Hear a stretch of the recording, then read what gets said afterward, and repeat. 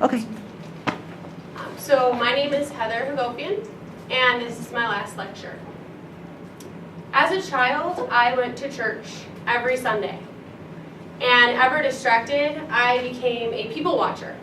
And so when I say people watcher, I pretty much, after we all received communion, and everybody would sit in their pews and kneel and say their prayer, well, I did that.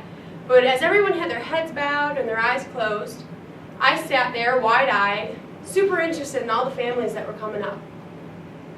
And so naturally, a few families stuck out. One of those was of my 4th grade teacher, Mr. King. The Canes were a congenial, just wonderful, wonderful family. Mr. Kane was one of the coolest teachers I'd had. He had this booming voice, the kindest heart, and he was literally built like a football player. So needless to say, it was easy. It was easy to spot him. And so after church, I'd give a little wave and get one back. However, as the years wore on, I had less and less time, as I figured, and I said, well, I don't really have time for church anymore.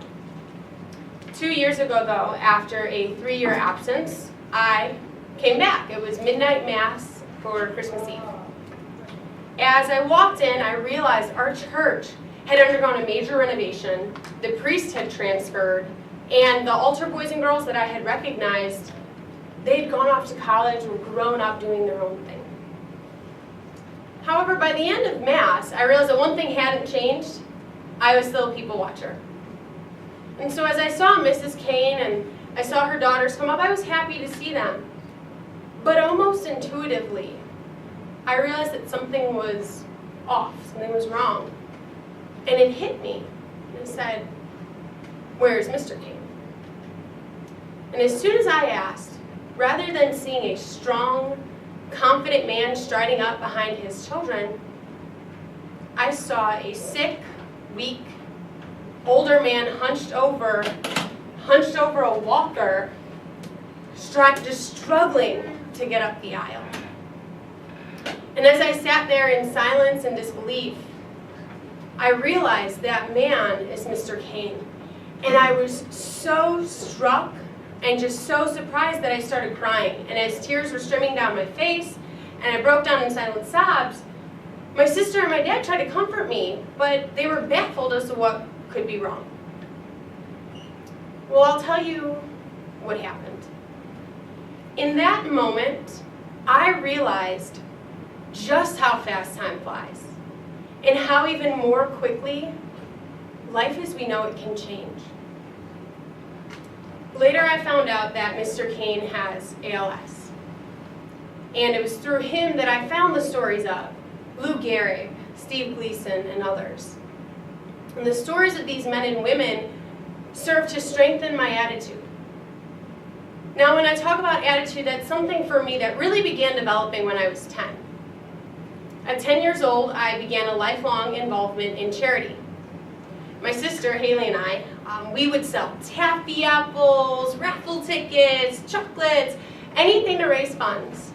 And then when the holidays came around, we would go into our local hospitals and visit the children that were stuck there for their holiday, and we'd bring games and toys, entertainment, food, music, gift cards, but most importantly, we brought company.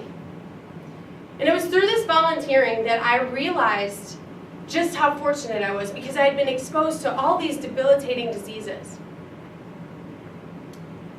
And so, I can move all of my limbs.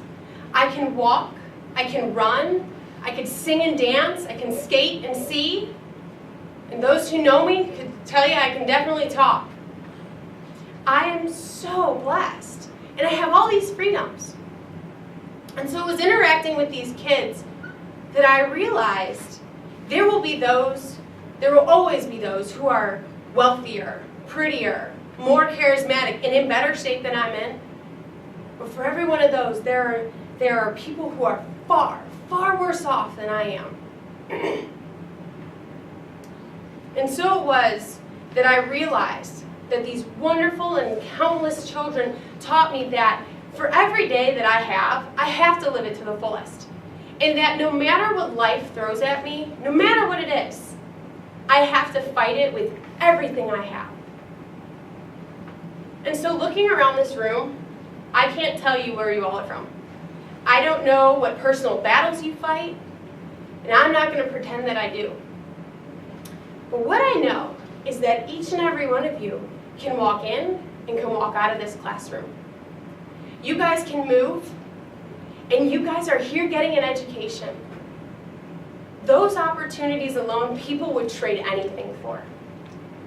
And so like I said, I don't know your individual hurdles, and I don't know what it is to fight your battle. But never give up, and certainly always remember how lucky you are. And so in that spirit, I implore you all, give yourself the opportunity to realize just how fortunate you are. Volunteer with the sick, with the homeless, with the addicted. See what life outside of your own is like. Give yourself that awareness of just how many gifts you have.